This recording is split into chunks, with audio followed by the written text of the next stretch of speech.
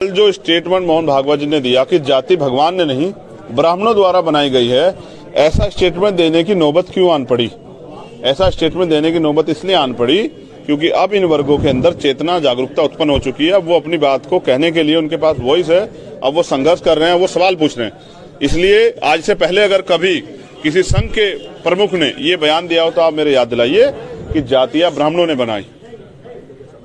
ये गोरखपुर बहुत प्यारा है। जिन लोगों के पास लंबे समय से शासन सत्ता रही है, जिनको गोरखपुर की समस्याओं के लिए लड़ना था, पिछले इलेक्शन में हमने लगातार उन मांगों को उठा के सरकार के उन लोगों को मजबूर किया कि वो उन बुनियादी समस्या को समस्या समझ के उनका निदान करें। एक जो सबसे बड़ी समस्या थी गोरखपुर की कि यहाँ पानी से लोगों को जल भराव से निजात नहीं मिलता था। मुझे कल आके जानकारी मिली कि जिन मांगों को मैंने उठाया था, मुख्यमंत्री ने उनको गंभीरता से लेकर उन पर काम करने का प्रयास किया है, लेकिन जो और यातायात की समस्या है या रोजगार की समस्या है, जो नशे की समस्या, क्राइम की समस्या, उस पर बड़ा काम नहीं हुआ है। आज भी लगातार गोरखपुर क्षेत्र में हत्याएं, नशे के कारोबार, लूटपाट ये बड़े पैमाने पर देखी जा रही हैं। तो इन पे भी सरकार के लोग गंभीरता से काम करना चाहिए। मुख्यमंत्री को तो सबसे ज्यादा ताकत है उत्तर प्रदेश में। अगर वो अपने जिले में ही अच्छा काम नहीं कर पा रहे हैं तो इससे उनकी कार्यशैली पर प्रश्न चिन्ह लगता है। अच्छा, रामचरितमानस को लेकर एक बहुत ही बड़ा घमासान मचा हुआ है कुछ छंदों के ऊपर, तो आप क्या मानते हैं? जैसे स्वामी प्रसाद मौर्य ने कहा कि इन रामचरितमानस इन छंदों को निकाल देना चाहिए, आप मानते हैं कि वो गलत है या सही? देखिए, कई ऐसे महाकाव्य और काव्य हैं। एक काव्य ऐसा है जो कहता है कि अगर उसको पहले संविधान के रूप में भी यहाँ यूज किया गया लंबे समय, जिसको बाबा साहब अम्बेडकर ने जलाया भी, मनुस्मृति जिसको हम लोग कहते हैं, उसमें लिखा गया अगर शूद्र धन संचय कर ले तो उसके धन को छीनने का अधिकार एक वर्ग को है।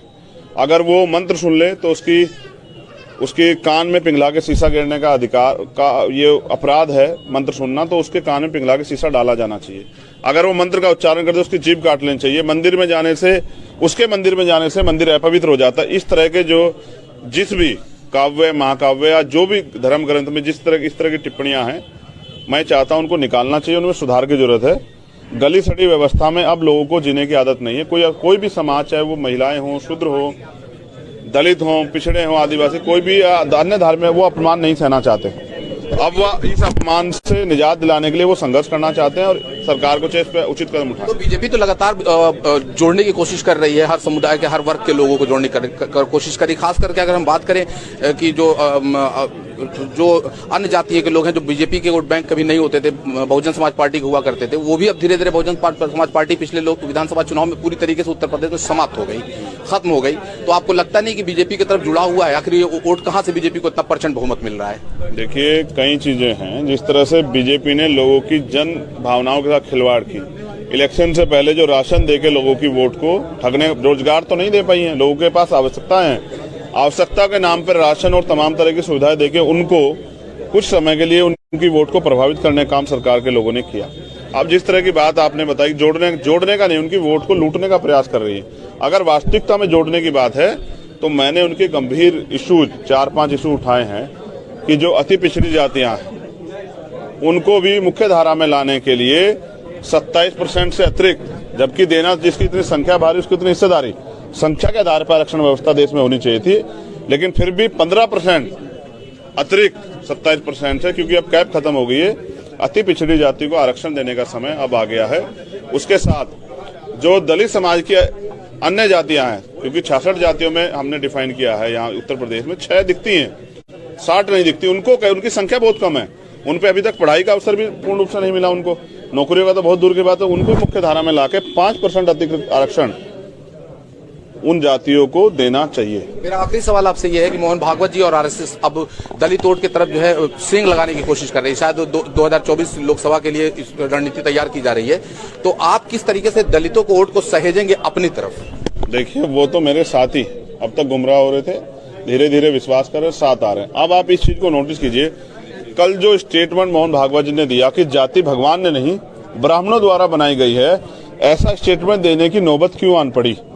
ऐसा स्टेटमेंट देने की नौबत इसलिए आन पड़ी क्योंकि अब इन वर्गों के अंदर चेतना जागरूकता उत्पन्न हो चुकी है। अब वो अपनी बात को कहने के लिए उनके पास वॉइस है, अब वो संघर्ष कर रहे हैं, वो सवाल पूछ रहे हैं।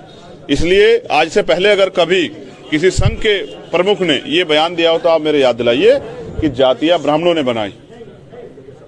ये बयान इसलिए देना पड़ा कि इन वर्गों में अब जो जागरूकता पैदा हुई है एजुकेशन की बदौलत, वो सवाल कर रहे हैं और सवाल का जवाब सरकारों को और जो मठाधीश बैठे उनको देना पड़ेगा।